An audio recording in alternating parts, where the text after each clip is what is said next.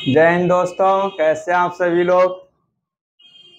और हमेशा अपने आप को स्वस्थ रखा कीजिए और पोषक तत्वों का क्या करिए, सेवन करिए और अपनी पढ़ाई पर ज़्यादा ध्यान दीजिए। हमारा जो सेशन चल रहा था संविधान का चल रहा था और संविधान में मैंने आपको क्या किया था, पूरी बातें बताए थे कि संविधान में क्या क्या होता है। हमने इसके पहले पढ़ा कि कितने भाग हैं। मैंने भाग में पिछली क्लास में आपका थोड़ा डिस्टरबेंस हो गया था, यानी कि बार बार टेक्निकल प्रॉब्लम रहती है, लेकिन आज टेक्निकल प्रॉब्लम नहीं होनी चाहिए।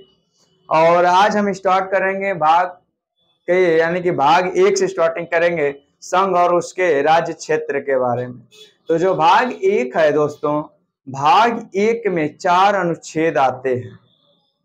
4 अनुच्छेद में अनुच्छेद 1, अनुच्छेद 2 और अनुच्छेद 3 और अनुच्छेद 4। तो जो हमारा अनुच्छेद होता है उसमें संघ के, यानी कि संघ का नाम और राज्य क्षेत्र के बारे में बताया गया है।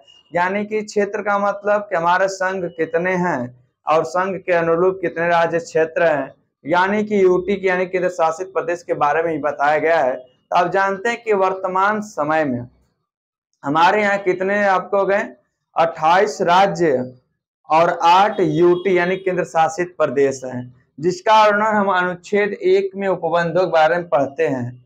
जो अनुच्छेद 2 होता है वो करता क्या है कि नए राज्यों का प्रवेश या स्थापना की वर्णन करता है।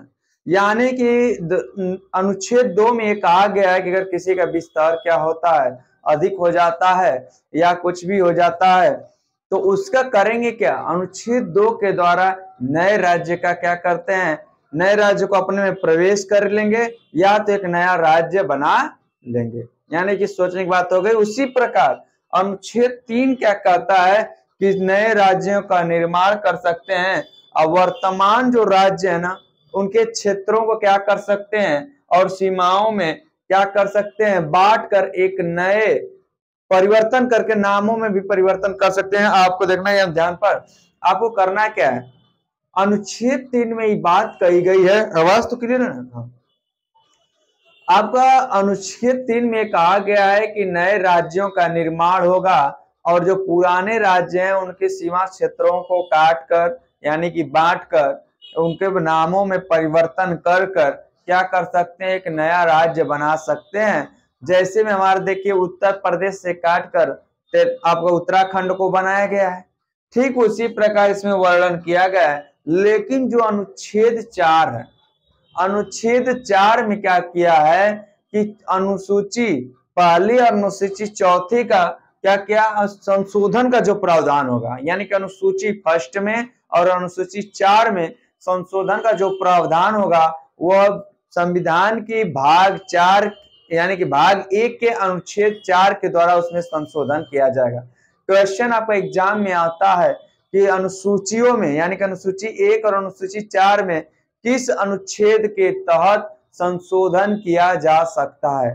तो आपका ऑप्शन जानते हैं कि संविधान में संशोधन 368 मैंने बताया था, लेकिन ओनली 2 की बात करेगा, किसकी किसकी, अगर आपकी बात करेगा क्या अनुच्छेद 4 की, तो उसके द्वारा अनुसूची 1 और अनुसूची 4 में संशोधन किया जा सकता है। और जो नए राज्यों का निर्माण और नए राज्यों का प्रवेश एक राज्य में किया जा सकता है या परिवर्तन किया जा सकता है, वो उसका वर्णन अर्थात अनुच्छेद 3 और अनुच्छेद 4 का वर्णन भी इस विधियों को बनाने का नए राज्य को अनुच्छेद 4 में जोड़ा गया है।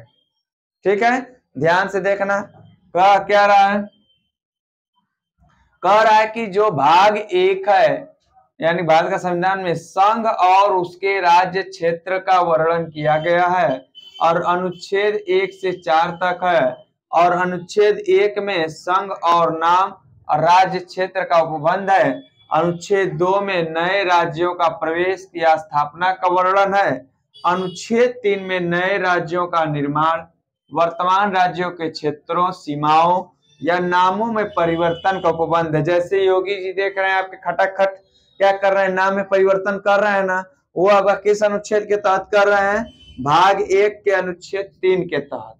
और अनुच्छेद 4 में क्या होता है, पहली अनुसूची तथा चौथी अनुसूची में संशोधन की बात करता है और अनुच्छेद 2 और अनुच्छेद के अधीन बनाई गई विधियों के बारे में वर्णन है। आपको ये पॉइंट क्या करना है, याद रखना है। एग्जाम में सीधा क्वेश्चन ऐसा ही आता है, लेकिन हम इसको क्या करेंगे, विस्तृत पढ़ेंगे। और विस्तृत का मतलब कि कौन सा राज्य कब जुड़ा है इसके बारे में पढ़ेंगे। आपके देख रहे हैं लाइट कट गई है, थोड़ा सा अंधेरा भी हो गया होगा, लेकिन चलिए इन्वर्टर है, सहारा देगा, तब तक आपकी क्लास चलेगी। ठीक है, आगे इसको डिटेल में पढ़ते हैं। ठीक है, देखिए दोस्तों, मैंने आपको बताया कि संविधान के भाग 1 के अंतर्गत अनुच्छेद 1 से 4 तक में संघ एवं उसके क्षेत्र के बारे में वर्णन किया गया। फिर मैंने अनुच्छेद 1 में बताया कि उसका वर्णन क्या है। तो अनुच्छेद 1 के अनुसार भारतीय क्षेत्र को 3 श्रेणियों में बांटा गया। कितनी श्रेणी में? अगर एग्जाम में आपका आता है कि भारतीय जो संविधान है उसके अनुच्छेद 1 के अनुसार भारतीय क्षेत्र को कितने श्रेणियों में बांटा गया, तो 3 क्षेत्रों में बांटा गया। पहला संघ एवं राज्यों के क्षेत्र, संघ के क्षेत्र। इन दोनों के बाद होता क्या है, ऐसे क्षेत्र जिसे किसी भी समय भारत सरकार द्वारा, ध्यान से देखना, ऐसा भी क्षेत्र होगा जिसे भारत सरकार द्वारा अधिकृत किया जा सकता है। कुछ ऐसे क्षेत्रों को क्या कर दिया, कहीं बांट दिया गया। तो ऐसे क्षेत्र को होता क्या, कुछ क्षेत्रों पर कुछ अधिकार नहीं होता है, किसी राज्य का विवादित हो जाता है, तो भारत सरकार करती क्या, उस पर अपना एक नियम बनाकर वो क्या करती है, समय अपने अधिकृत यानी संघ में शामिल कर देती है। इन 3 श्रेणियों में बांटा गया। तो 3 श्रेणियों में अनुच्छेद 1 में हुआ क्या कि हमने पढ़ा कोई उसके क्या है, संघ में उसके क्षेत्र है कौन, राज्य एवं संघ शासित राज्यों के नाम, ध्यान रखना, यानी जो नाम है उसके क्षेत्र का विस्तार संविधान की पहली अनुसूची में दर्शाया गया है। और यही हमें पहली अनुसूची, ध्यान देना, मैंने आपको लिखवाया था कि पहली अनुसूची में संघ और राज्यों के बीच शक्तियों का बंटवारा जो होता है, उनका क्षेत्रफल कहां से कहां होता है, ये मैंने आपको बताया था। यानी पहली अनुसूची में उसके क्षेत्र यानी किसका क्षेत्र कहां तक फैला हुआ है। ठीक उसी प्रकार फिर वर्तमान समय में आप जानते हैं कि इस समय क्या है, 28 राज्य हैं और 8 केंद्र शासित प्रदेश हैं, यही जानते हैं। और लेकिन आपको एक चीज मैंने बताया था, जो संविधान के भाग 1 के अनुच्छेद 1 के अंतर्गत उसका वर्णन किया जाता है, मैंने जैसे लिखवाया था 5वीं व 6ठी अनुसूची। तो इसके अंतर्गत हुआ क्या था, इसमें मैंने बताया था कि SC और ST की जनजाति अनुसूचित जनजाति का वर्णन किया गया। तो ये भी अगर आपसे पूछ देता है कि आपका जो आपका 5वीं 6ठी अनुसूची का जो क्षेत्र बटा है वो किस अनुसूची के द्वारा बटा है, तो 5वीं और 6ठी अनुसूची के द्वारा बटा है। आप अनुच्छेद 1 की बात समझ गए। अनुच्छेद 1 की बात अगर समझ गए तो अनुच्छेद 2 की तरफ हम देखते हैं। ठीक है, देखिए यहाँ पर, देखिए यहाँ पर अनुच्छेद 2 में होता क्या है, अनुच्छेद 2 में ये होता है कि अनुच्छेद 2 में के द्वारा जो अनुच्छेद 2 है, अनुच्छेद 2 में संसद को, ध्यान देना, अनुच्छेद 2 में ये कहा गया है कि संसद को यह शक्ति दी गई है कि संसद विधि द्वारा, कौन, संसद विधि द्वारा ऐसे निबंधनों और शर्तों पर, मतलब कुछ निबंधनों मतलब कुछ नियम और शर्तों पर, मतलब कुछ शर्त रखे गए जो वह ठीक समझे, कौन, संसद, संघ में, संघ मतलब केंद्र में नए राज्यों का प्रवेश या उनकी स्थापना कर सके। यानी कि अनुच्छेद 2 में कह रहा है कि जो संसद है वो कर क्या सकती है, नए राज्यों का प्रवेश किसके या उनकी स्थापना कर सके, किसमें, संघ में, कह रहा है। और इस तरह अनुच्छेद 2 जो है संसद को कितनी शक्तियां प्राप्त कराता है, 2 शक्तियां प्रदान करता है। और शक्तियां क्या है, नए राज्य को भारत के संघ में शामिल करें, नए राज्यों के गठन करने की शक्ति। मतलब जो संसद है, अनुच्छेद 2 में कहा गया है कि जो संसद है उसे 2 शक्तियां प्रदान की गई हैं। पहली शक्ति नए राज्य को भारत के संघ में शामिल करना, जैसे में आप देख रहे हैं जम्मू कश्मीर की राजधानी यानी जम्मू कश्मीर और लद्दाख है ना आपकी, तो उसमें हुआ क्या, देख रहे हैं कि एक क्या किया गया, यूटी में शामिल कर दिया गया, यानी कि एक क्या केंद्र शासित प्रदेश बना दिया गया, एक राज्य बना दिया गया ना। यानी 370 की धारा हटाने के बाद एक नए राज्य को भारत के संघ में शामिल कर लिया गया और नए राज्य के गठन की शक्ति भी प्रदान की गई। तो इसका सेम उदाहरण अगर समझना चाहते हैं तो संघ में आप अनुच्छेद 2 में जम्मू कश्मीर वाले पोर्शन को आप समझ सकते हैं। ये तो हमारा क्या था, अनुच्छेद 2 में था। और अनुच्छेद 3 में क्या है उसे देखते हैं। चलिए देखिए दोस्तों, यहाँ पर अनुच्छेद 2 में हमने क्या पढ़ा। अनुच्छेद 2 में ये पढ़ा कि क्या होता है, संसद को किसी संघ में राज्य को क्या करना, समाहित कर सकता है, यानी प्रवेश कर सकता है, और उसमें क्या हो सकता है, किसी नए राज्य बनाने की शक्ति का वर्णन है। लेकिन अनुच्छेद 3 क्या कहता है, अनुच्छेद 3 कहता है कि इस अनुच्छेद के द्वारा भारतीय संघ के नए राज्यों का निर्माण, ध्यान देखना, अब क्या कर रहा है, उसमें प्रवेश कर रहा था, लेकिन यहाँ पर कह रहा है कि नए राज्यों का निर्माण या वर्तमान राज्यों में परिवर्तन किया जा सकता है, यानी कि उसके नामों में परिवर्तन किया जा सकता है। अर्थात जिसे हम पुनर्व्यवस्था की, पुनर्सीमन की व्यवस्था पूछता है कि पुनर्सीमन की व्यवस्था किस अनुच्छेद में वर्णित होती है, तो अनुच्छेद जो 3 होता है ना, ध्यान देखना, ये एग्जाम में क्वेश्चन आता है कि पुनर्सीमन की व्यवस्था किस अनुच्छेद के तहत होती है। तो पुनर्सीमन का मतलब, पुनर्सीमन मतलब नए राज्य के निर्माण के बारे में जो वर्णन अनुच्छेद 3 में। अनुच्छेद 3 में होता है क्या, संसद को क्या करने की आवश्यकता है, यानी क्या उसको शक्ति प्राप्त हो जाती है, यानी वर्णन आपका 2 में दिया है, लेकिन उसको शक्ति जो कार्य यानी कि कार्यवाही करने का अधिकार है संसद को। देखो अनुच्छेद 3 में संसद को अधिकृत करने का क्या अधिकार है, किसी राज्य में से उसका राज्य क्षेत्र अलग करके, कोई राज्य है जैसे उत्तर प्रदेश से अलग किसको किया, उत्तराखंड को अलग किया ना, उसी तरह किसी राज्य में से उसके राज्य क्षेत्र अलग करके अथवा या अधिक राज्यों को, यानी कि 2 राज्यों को मिलाकर या राज्यों के भागों को मिलाकर, मतलब कुछ भागों को बांट कर क्या होता है, मिलाकर, या किसी राज्य के भाग के साथ मिलाकर नए राज्य का निर्माण कर सकेगी। यानी कि 2 चीजों, यानी कि सॉरी दोस्तों, देखिए नए राज्यों का ये अधिकार किसको, संसद को शक्ति के बारे में वर्णन किया 2 में, और यानी कार्यवाही के बारे में किसमें, अनुच्छेद 3 में संसद क्या कार्यवाही कर सकता है, एक कार्यवाही कर सकता है। करे क्या, वो कोई भी राज्य रहेगा उसमें एक राज्य को क्या कर सकता है, ऐड करके उसको बढ़ा सकेगा, यानी किसी राज्य के क्षेत्र को बढ़ा सकेगा, या तो उसमें से क्या कर दे, एक राज्य में से दूसरे राज्य को काट कर, थोड़ा सा काट कर उसका अलग क्षेत्र कर दे, किसी राज्य के क्षेत्र को घटा सकेगी, मतलब काट देगी घटा देगी। फिर क्या कर सकती है, राज्य की सीमाएं जो बनी है ना, जब काट देगा तो क्या है, उनकी सीमा में परिवर्तन हो जाएगा ना, तो आपको पूछता है कि किसी राज्य की सीमाओं में जो परिवर्तन करने का अधिकार है वो किसको है, तो संसद को है, और संसद को है तो किस अनुच्छेद के तहत शक्ति उसे प्राप्त है, अनुच्छेद 3 के तहत उसे शक्ति प्राप्त है।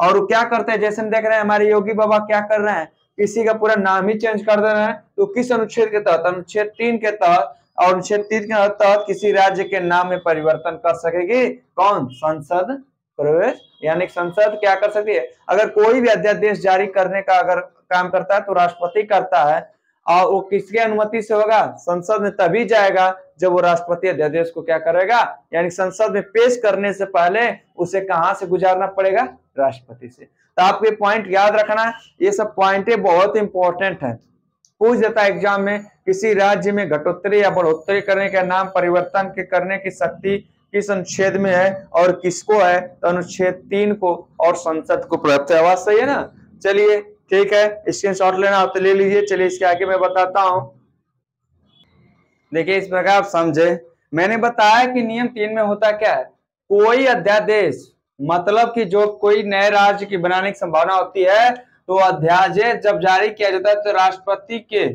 यानी कि संसद में प्रवेश करने से, यानी संसद में ले जाने से पहले राष्ट्रपति की अनुमति क्या करनी पड़ेगी, आपको लेनी पड़ेगी। जब राष्ट्रपति की अनुमति के बाद ही वो संसद में प्रवेश होगा, और संसद में जब प्रवेश होगा तो संविधान क्या करता है, संविधान संसद को वो शक्ति देता है, और कौन सी शक्ति देता है, कि वो नए राज्य बनाने, उसमें परिवर्तन करने, नाम बदलने, सीमा में परिवर्तन, यानी कि करके के संबंध में बिना राज्यों की अनुमति कदम उठा सकता है। ये नहीं कि हाँ कि वो किसी राज्य से पूछने जाएगा, यानी कि भाई तुम्हारा ये क्या कर रहा हूँ, पोर्शन काट रहा हूँ, ये क्या करूंगा, तुम्हारा अब ले जा रहा हूँ, ये पूछने का काम इसको नहीं है। ये बिना राज्य को सूचना दिए संसद क्या कर सकते हैं, उसके पार्ट को अलग करके एक नया राज्य बनाने की क्या करता है, शक्ति रखता है। अगर पूछेगा नाम बदलने तो भी इसी के, होता क्या है, जो संघ सरकार होती है उसको इतना पावर होता है कि वो राज्य सरकार को क्या कर सकती है, पूरा खत्म कर सकती है। लेकिन क्या कर सकती है, राज्य सरकार को कितना पावर नहीं कि संघ सरकार को क्या करे, समाप्त कर सके। तो वो बिना कदम उठा सकती थी, इसीलिए ध्यान देना, तो इसीलिए कहा क्या जाता है भारत